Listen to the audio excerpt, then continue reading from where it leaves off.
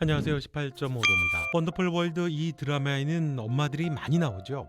건우 엄마 수연이, 또 수연이 엄마인 오고은, 수연이 앞집에 사는 거푸망자 엄마 해금, 그리고 누군가의 엄마였을 장영자. 드라마에서 작가는 엄마의 원형을 보호자라고 그렇게 정의를 합니다. 선율이 감옥에 갇혀 있을 때 수연이 보호자라고 하면서 합의를 해주고 선율을 꺼내주죠. 보호자라는 말이 낯설었는지 그때 선율은 보호자라는 말을 혼자 곱씹어 보게 됩니다.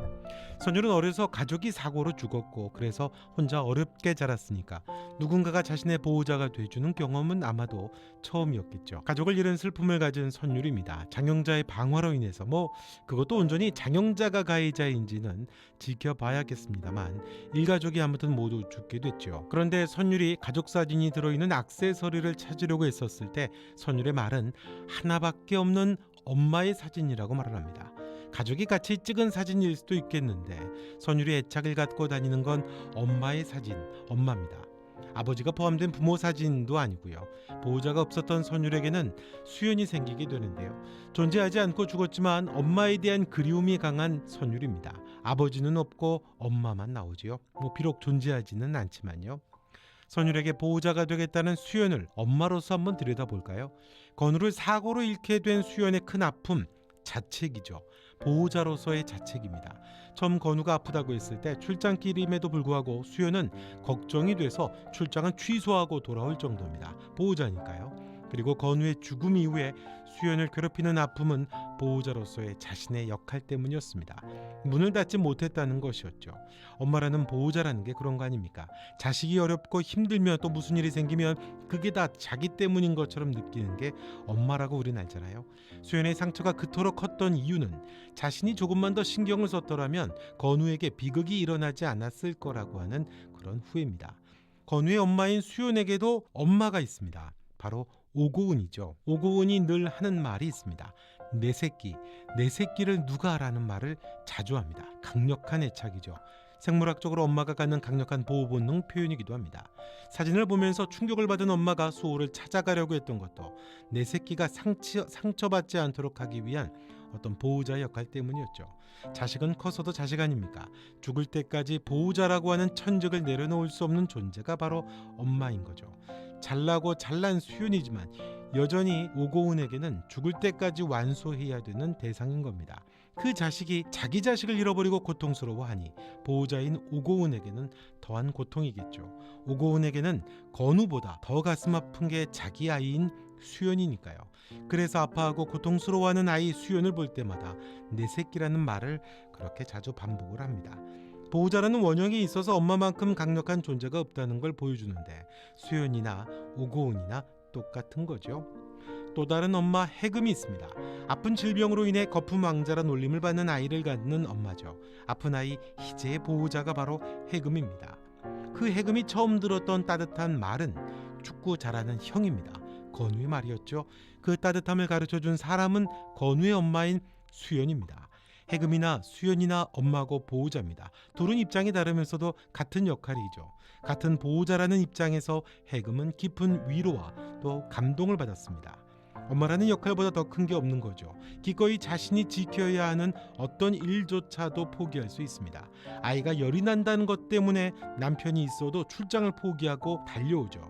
아픈 아이에게 따뜻한 위로를 준 대상들에 대해서 엄마만큼 고마움을 가질 존재는 없죠.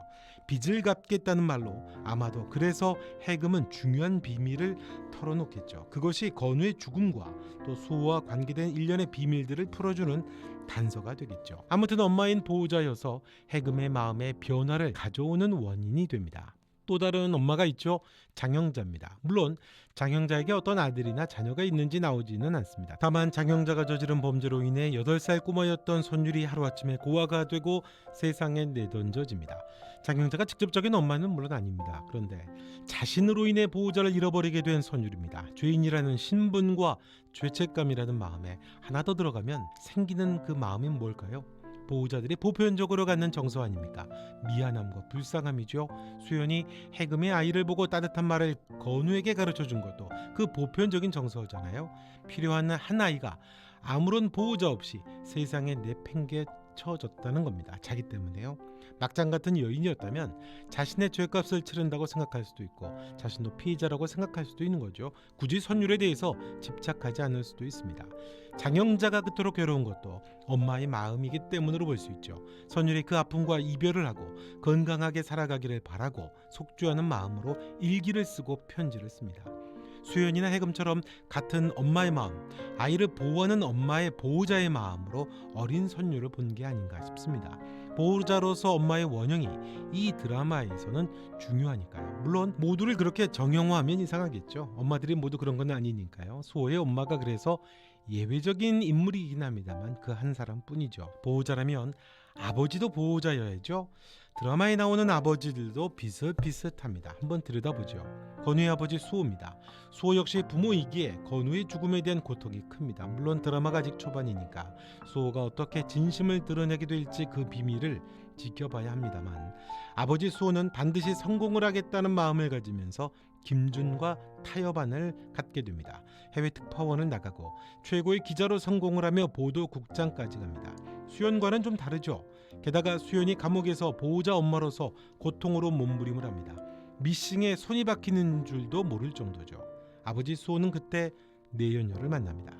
부모인데 아버지의 존재를 어머니와 조금 다르게 배치하죠. 아버지가 겪는 고통의 무게를 간과하는 건 아닙니다만 이 드라마에서 아버지의 존재와 어머니의 존재를 조금 구분짓는 것 같습니다.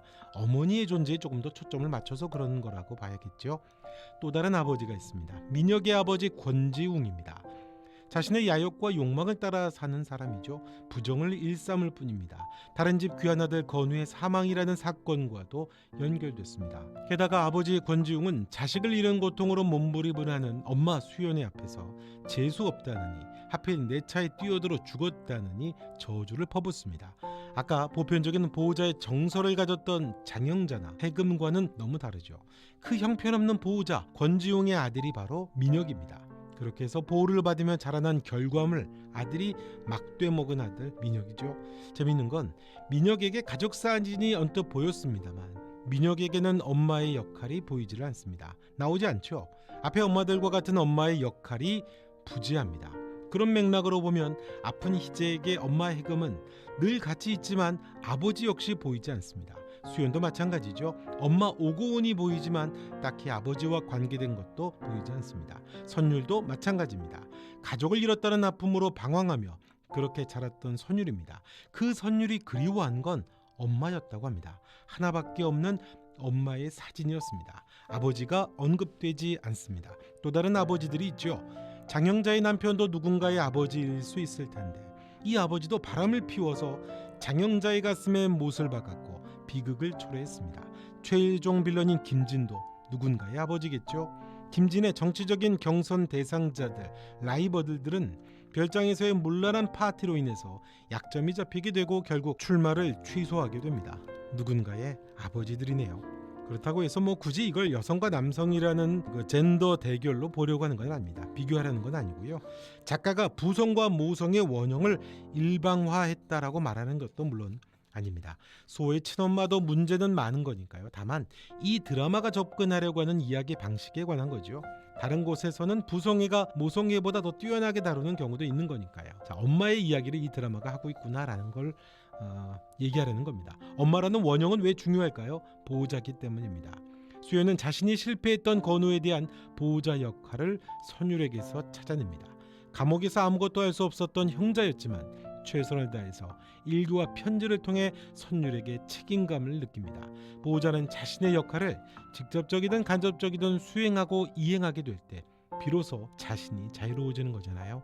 이 드라마에서는 오래전부터 내려오는 엄마라고 하는 보호자의 원형을 구원으로까지 그렇게 확장하는 것 같습니다. 모두가 자기 엄마를 가지고 있는 것처럼 엄마라는 존재가 갖는 그 신화적인 의미, 그 의미를 드라마 곳곳의 엄마들을 통해 부여하고 되새겨보는 게 아닌가 싶습니다. 결국 선율이 치유되고 회복되는 따뜻한 모습도 그 엄마의 원형을 통해서 이뤄가는 게 아닌가, 그렇게 이 드라마가 접근하는 게 아닌가 싶습니다. 자, 이번 영상은 여기까지 하겠습니다. 영상 좋으셨다면 구독과 좋아요, 또 여러분의 생각도 댓글로 남겨주십시오. 지금까지 18.5도였습니다. 또 뵙겠습니다.